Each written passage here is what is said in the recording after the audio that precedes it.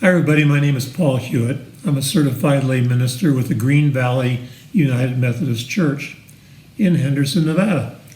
And I mention this in case someone from another church might be joining us in these studies, because they are on YouTube. And in fact, feel free to send the link and invite others to watch, and then watch on Sunday morning to the worship service to see how Pastor Jim uses this scripture.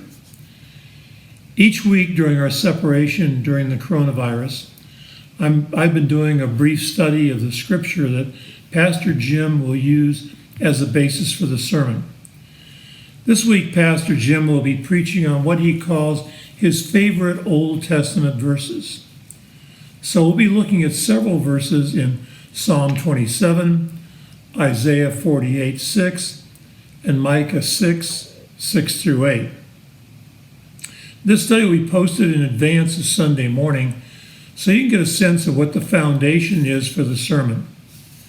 While sermons are always based on Scripture, they tend to focus on how we apply it to our own lives in the here and now. I'm going to try and really dig into the verses and give some of the context or background and look at why these particular verses had such meaning to the audience that the author was addressing. You might call it a sort of academic look rather than a practical look. But I've got to admit in advance that we probably won't get into as much depth as we have in several other studies. So this will be a little shorter lesson. But we will get into Micah 6:8, which is one of my favorite Old Testament verses. But as familiar as I am with that verse, I still learned something from this study. So let's look at the verses starting with Psalm 27. We'll be looking at verses 1, 4, 7-9, and 13-14. This psalm only has 14 verses, but it is jam-packed with content, and we could spend a few hours on it. But we're going to go for the very abbreviated version.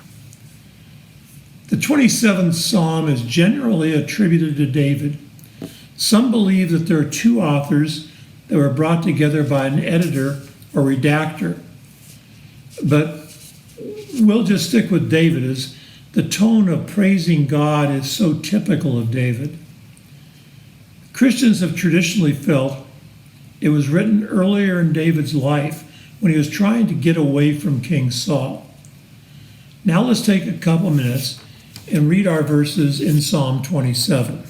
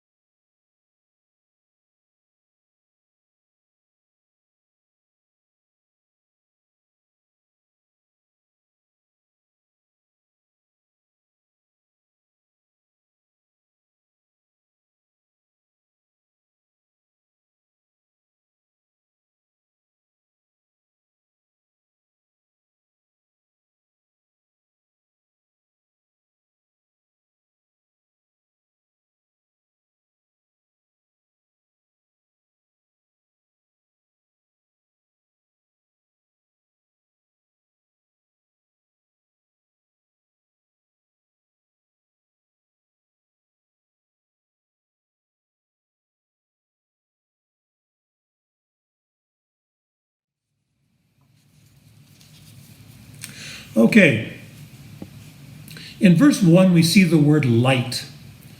And light is a positive word and reflects goodness, joy, and vitality, and almost anything you can name that is positive. God is our refuge to ensure we are protected, and David trusts God to keep him safe.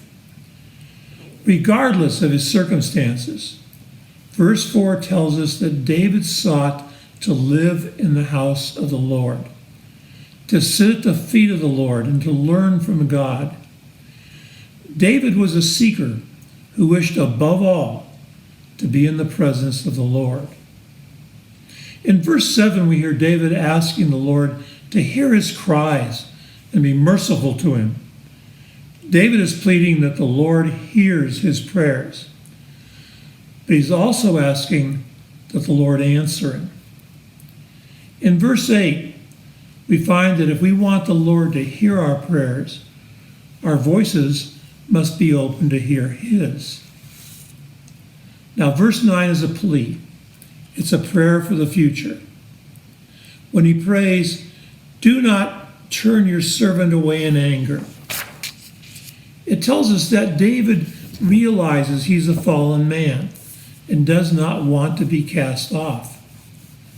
But his acknowledgement that God is his salvation tells us that any withdrawals, any separation, would only be temporary. The title for verses 13 through 14 could be Believe and Wait. Now, this has an interesting twist. We must believe to see, but David is not holding his relationship with God until someday in the future, or what we might call the sweet by and by. How many of you ever heard people say that when they die, when they go to heaven, they will see and know God? But David seeks the Lord now, not at a later date. He seeks the Lord now in this world. In verse 14, David may be addressing anyone who, like him, is facing a trial. And or he might be talking to himself. To wait on anything is a declaration that the thing that we're waiting for is worth waiting for. You see, God is worth waiting for.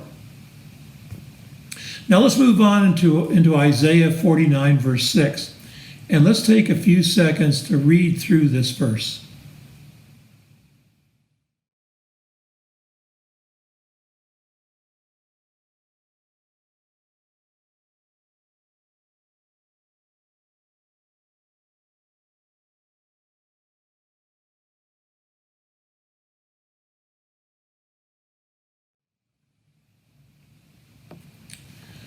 Isaiah is considered one of the greater prophets. He prophesies that a king from David will reign in righteousness. We view this as a prophecy of the coming of Jesus. 49:6 is an answer to 49:5. The answer is that Israel's mission shall extend beyond its own people. It extends to all nations of the world. Israel's salvation is not just for itself. So way back then, we can see that Israel's purpose was to be far greater than the people of Israel could envision. The servant, which is Israel, and that should include us, is to be a light to the nations. It's always fun to dig through the Old Testament and realize how it predicts or lays a foundation for the New Testament. When Jewish people read the Old Testament, they see their history and their prophecies about the coming of the Messiah. When we read it, we see it pointing to Jesus as being the Messiah, as foretelling Jesus as the Messiah. As an example, remember who in the New Testament also said to his disciples to take his good news of salvation to the ends of the earth? Okay, now let's look at Micah chapter 6, verses 6 through 8. And again, this contains one of my all-time favorite verses in the Bible. And I know it's one of Pastor Jim's because I've heard him quote it dozens of times over the last 2 years. So take a few minutes to read Micah 6, 6 through 8.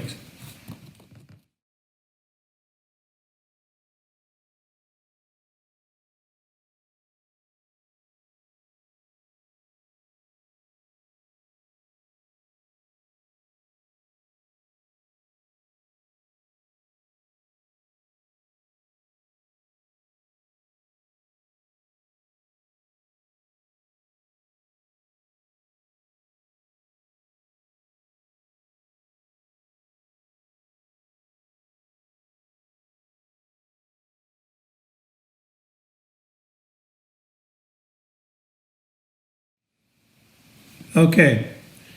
Now, Micah was written in a time of conflict. It was politically a very confusing time. And because of this confusion, they felt that Yahweh had abandoned them. Now, if we go back to verses 3 and 5, it is Yahweh asking his people, "What have I done to you?" He then recounts that he brought them out of bondage in Egypt. God sent Moses, Aaron, and Miriam, the emancipator, Moses, the priest, Aaron, and the prophetess, Miriam. The Lord took them from Shittim to Gilgal, and Shittim was their last encampment before they crossed in the Promised Land, and Gilgal was their first encampment in the Promised Land. So with all this confusion, Micah raises a question in verse 6. How do we come before such a great and exalted God? Actually, it's how do we bow down before him? How can we effectively approach God so that it will be pleasing to him? Maybe if I were writing this, I might ask the question this way. What do we have to do so God will take us seriously and not abandon us?